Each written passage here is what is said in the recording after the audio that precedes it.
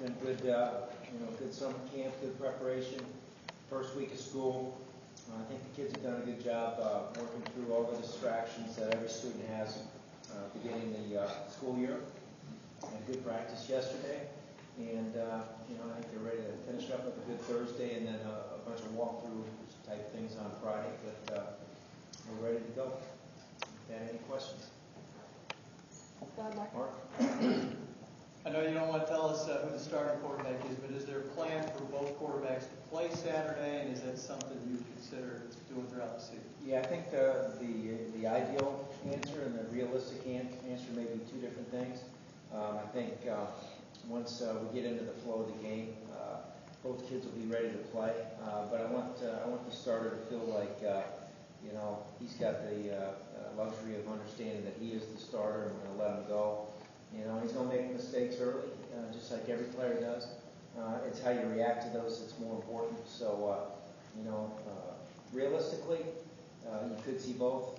Idealistically, you'd like to see one guy go in there and just tear it up. Michael? Does the starter at this point know who he is, or has he not been told? Both of them know that they're ready to play. Mark? A lot of coaches get to open up at home at their debut. Some get to play, coach against lesser teams. How do you feel about taking on a team like Penn State in what could be a hostile player?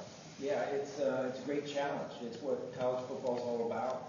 As a kid, you went into playing football and coaching football for me for the thrill of every opportunity, and each opportunity is different, distinctly different.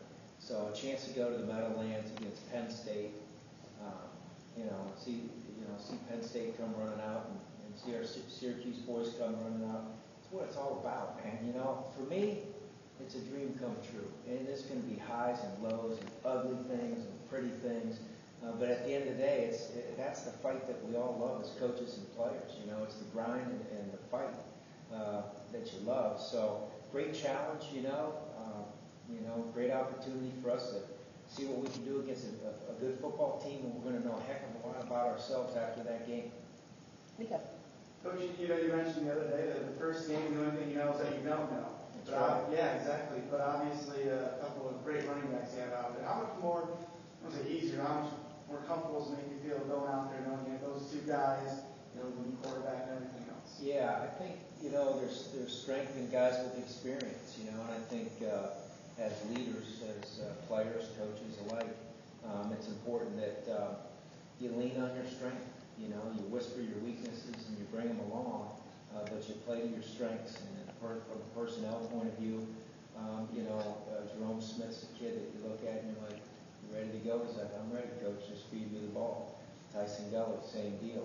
Just give me the ball, coach. We'll make it happen for you. So as a coach, you feel excited about that. You look into Marquise Sproul's eyes in pregame. You say, go get him, buddy. It's your defense. Let's go to it.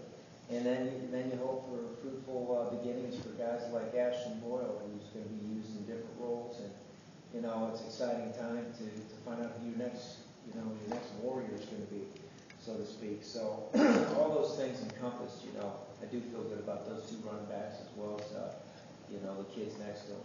Dan?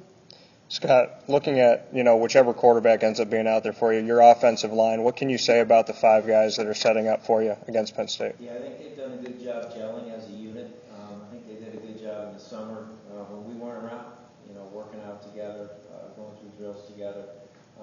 So, there's just so many things to be found as you get into your first experience playing next to another guy. But I love our leadership with Mackey in the middle. His communication skills and his want to. But now you got to get out there and just play the games. But they're excited to do so, and I'm excited to watch them. Michael? Scott, on Saturday I asked you about this week and what it would be like in terms of the preparation and how the game schedule would go, getting down there and everything. Has there been anything about this first week that maybe you weren't expecting going into it that you kind of had to adjust to on the fly or anything? No, everything's been fairly seamless for the most part. No issues that way. Mark, sorry. Scott, is there a number one concern you have going into this opener? Is there anything keeping you up at night? No, not really. I'm just anxious to get it played. You know, it seems like we've been waiting forever, you know, to get this thing kicked off. But I'm anxious about all the same things I've always been anxious about going into the game, regardless of being a coordinator or now a head coach, you know. That's why we try to focus in on the things you can't control, because when you focus on the things you can't control, there's a sense of calm as a coach and a player. And, you know, and that's when you say to yourself, you know, I was reading some pages of Bill Walsh's book, and he was talking about, in those crucial situations, call the play that they've run the most and they believe in the most. And I think, you know, it's the same thing. I felt that way on defense. For years, my game plan, I had it all scripted out, and then I had this little box that was like, no matter what they're in, I feel good about these 3 calls because our kids know it. And I think that's important. So, you know, to answer the question directly, I think it's more of a feel for control the controllables.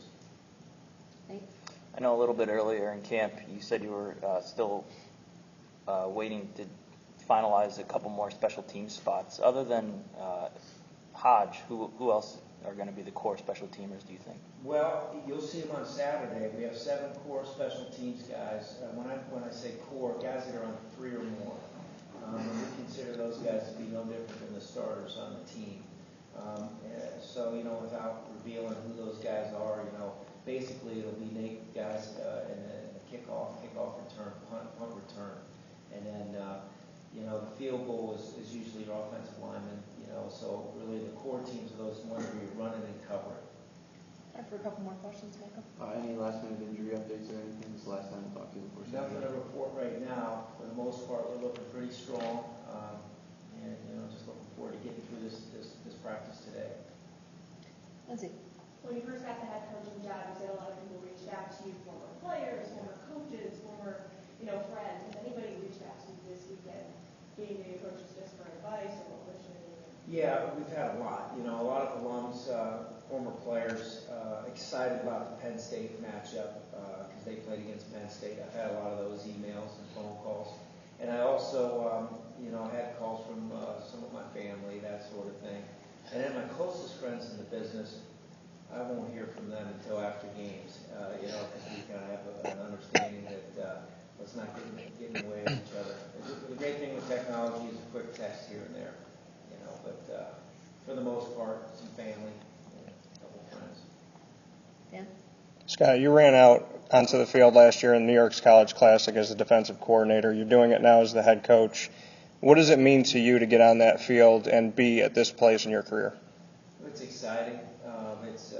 You know, it's really exciting, but it's still another football game. You know, and what you love, you know, all the stuff outside of the game is peripheral, and it's fun. It's neat. It's different for me sitting here talking to you guys.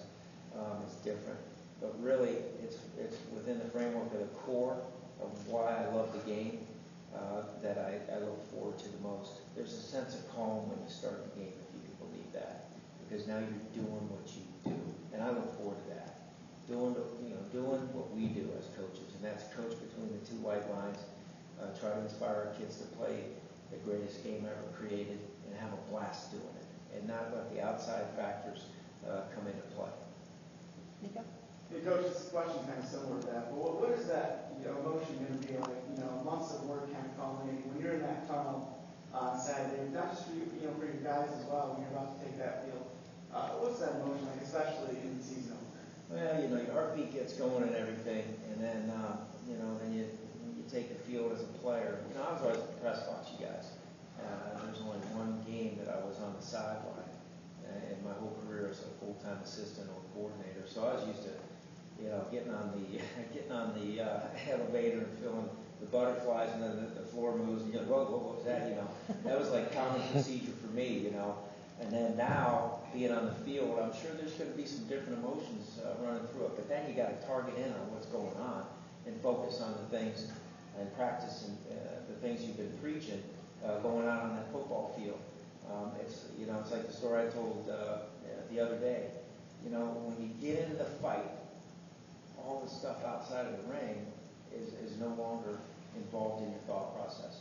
And I look forward to that. I look forward to being and TV timeout and saying, this is a blast. Playing ball again, coaching ball again. You know what I mean? So that's what I most look forward to, the simplicity of the game.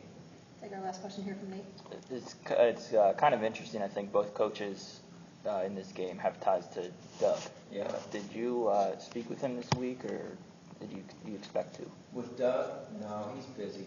You know, I've been texting and phone tagging with some of the former coaches, but now we're locked in. You know, in this business, everybody that coaches in this business understands that you don't have to call and wish each other luck. You know you're pulling for one another. You shoot them a quick text, and you know we may not talk till after the season or a bye week or something like that. That's the reality of it. You know, we get so busy in preparation, and then when you're outside the preparation, for me, the next most important thing is my son, my daughter, and my wife. And anything outside of that, including my mom, my brother, and my sisters, is secondary. And everybody understands that in the business, and the families that are in the business understand it as well. So it's kind of a strange deal, but that's kind of the way it works. Thanks, Coach, very much. Thanks, everybody, for coming. We'll see you at Met.